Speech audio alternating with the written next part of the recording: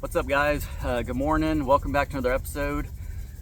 I'm gonna keep it together on this video.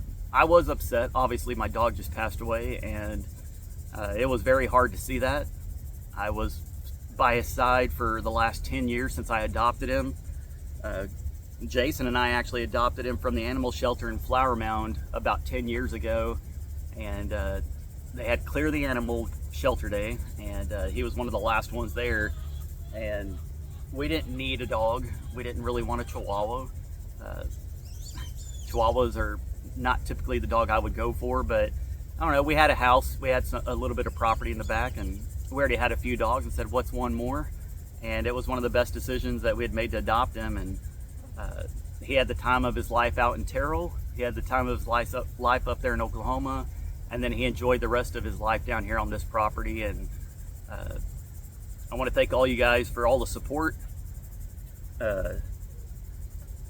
It's tough, but it happens. You move on, and like I said, I'm going to come out here. We'd buried him out here by this hackberry tree. It's by my garden. In case you're wondering where on the property I went ahead and put him, just to the north side of my garden. There's a section over here that I want to fence off. Put a little white picket fence out here and some plants and stuff, and make it more of a remembrance of my pets. I'm gonna be adding more dogs out here at some point. Daisy and Tucker. Tucker's 5, Daisy's 4. I'm hoping that they have a long life, but you never know what's gonna happen in life. And I do have enough area right here to be able to fit all of them in. And I don't know, it was sad seeing him take his last breath. We were, what was that day? It was a long night. I was up throughout the night with Baxter trying to make sure he had Pedialyte and comfortable, and it was I remember I stayed up to about midnight, didn't get much sleep, and then about 4 or 5 times throughout the night he had woke me up, and I was sleeping on the couch. He was on a cot next to it, and the last time I basically picked him up and put him on my chest to let him get as comfortable as he could. He went right to sleep. He was sawing logs, snoring like nobody snored in their life. And I thought that things were starting to look up a little bit, and then I went live on Saturday morning, did a little breakfast video, as some of y'all seen, and after that he kind of took a turn for the worst. I went to go drop off the food at Mom and Dad's. Dad and I came back. We were getting ready to start working on doing more of the trench, and I went inside, and he was on the cot. He started shaking some, and I could just tell that something wasn't right. He was acting just a little bit different than he normally was, and so I went outside and told Dad, I said, it's not looking good. I said, he's not looking the best. And basically from then on, I sat with him for about an hour or so, just holding him, petting on him, loving on him, and it was about an hour later that he took his last breath. And like I said, I was right there with him, told him it's okay.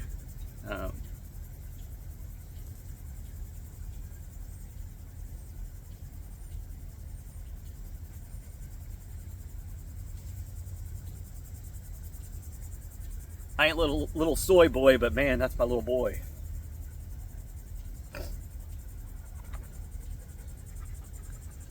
Laid him to rest, and that was it.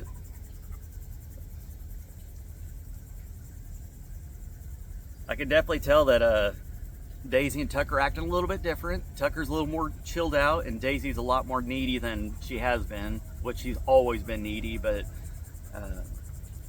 I just had a little talk with them. I know they may or may not understand me, but I just said that little Baxter's gone, and it's just the 3 of us now. So I don't know. My dogs mean a lot to me. I don't have kids. I live in the house by myself, and they're with me every day, all day long. And my life has drastically changed since the passing of Baxter. It's like somewhat of a weight lifted off of me, but it's a weight that I didn't want lifted off. Y'all don't understand how much work and time was spent with him the last 6 or 7 months, carrying him around everywhere, working with him almost every single day, trying to get him to walk again, going to Mom and Dad's, doing pool therapy. I spent about a month or 2 going back and forth to the vet, laser treatments, acupuncture. He had surgery on his shoulder. I felt like I did everything in my power to make his last amount of time on earth the best, and I know he knows that. And now he's up there in puppy heaven, wagging his tail, squeaking toys, and humping other dogs up there in heaven. So anyways, I do appreciate all the kind words. I have not gone through all the comments on my community tab.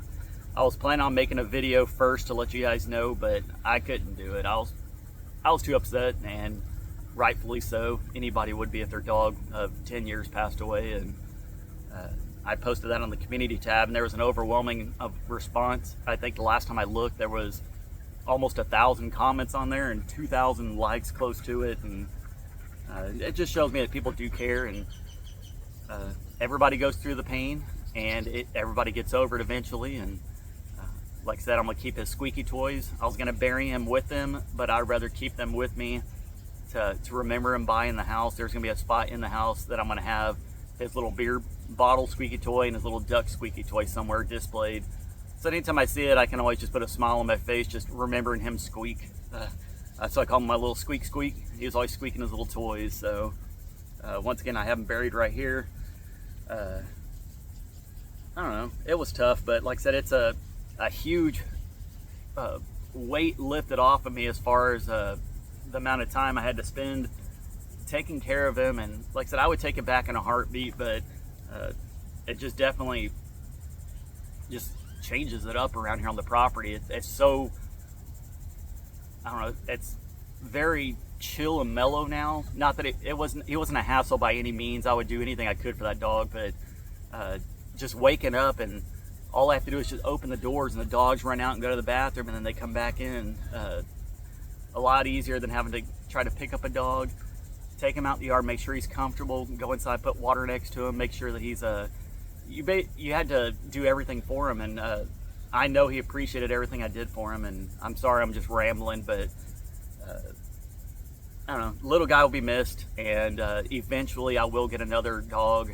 It's going to be a while before I get to that point, but I want to continue living life with the dogs I have, Tucker and Daisy, and when they get a little bit older, I'll go ahead and try to adopt another dog.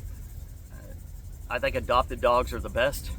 I feel like they know that they're in an animal shelter, and they know that the person who is getting them out is rescuing them, and I know that they appreciate it. And there's just something about a pound puppy that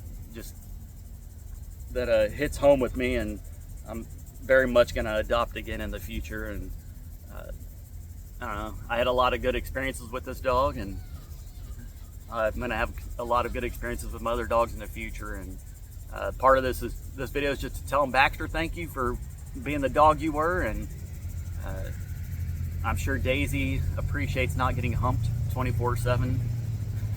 And I don't know, he's a little shithead, and I appreciate everything he did for me. And like I said, he was by my side the last 10 years, and I was by his, and we went through thick and thin together.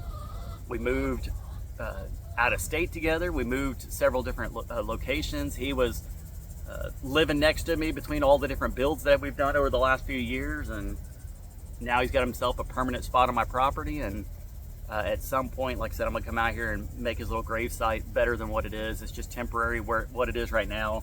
And yeah, I just really want to tell you guys I appreciate everything y'all have done for me. Thank you for all the prayers and kind words. And just gotta ask you guys to continue y'all's prayers for Dad. We got the PSA level test back, and it went from a 41 down to like a 19, I believe, which cut it in half. We're nowhere near out of the woods with him, but that is a great sign. We're going to continue to make all of our specialties and stuff for Dad and help him try to stay as healthy as possible, and continue taking him to his doctor's appointments, and hope that everything goes good for him as well, because it's a lot to weigh in on the family whenever, like I said, when I had a dog that was sick and paralyzed, and then Dad's sick, and trying to build a house and trying to continue doing YouTube videos and somewhat put on a front like nothing's wrong, and just continue life and everything. And I don't know, it's weighed heavily on me the past few months, and like I said, things are starting to get better, and I'm gonna try to stay as positive as I can with everything, and continue building the house and continue living my life. And just wanted to pop in real quick and just kind of update you on really what happened with Baxter, and just tell you guys I appreciate everything y'all do for me. And I'm gonna go ahead and stop rambling. My coffee's probably cold because I didn't drink any of it.